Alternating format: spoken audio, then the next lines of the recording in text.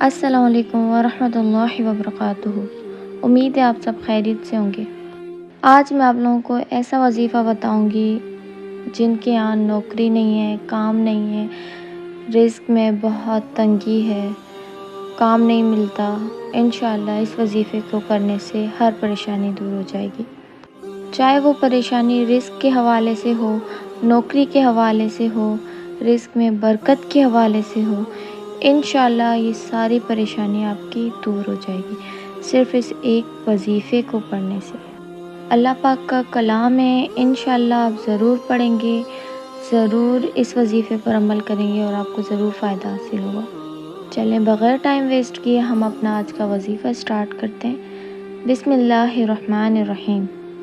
اول آخر 3 مرتبہ درود شریف پڑھ کے 127 مرتبہ یا مالکو اللہ ربی یا مالک، بس ایک چھوٹی سی تسبیح پڑھنی ہے اور یہ تسبیح عصر کی نماز کے بعد پڑھنی ہے۔ بہت ہی آسان سا وظیفہ ہے، بہت ہی آسان سی آیات ہے۔ انشاءاللہ امید کرتی ہوں آپ لوگ ضرور اس وظیفے سے فائدہ حاصل کریں گے، ضرور پڑھیں گے۔ بس آپ کی نیت صاف ہونی چاہیے، اللہ پاک پر بھروسہ ہونا چاہیے اور آپ کی نیت میں یہ ہونا چاہیے کہ انشاءاللہ اللہ پاک کی آیات پڑھ رہی ہوں، میری ساری پریشانیاں دور ہو جائیں گی انشاءاللہ۔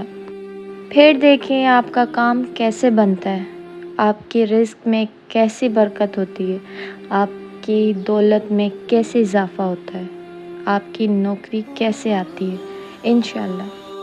امید ہے آپ کو آج کی ویڈیو بہت پسند آئی ہوگی۔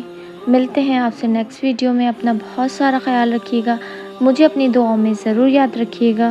اللہ حافظ۔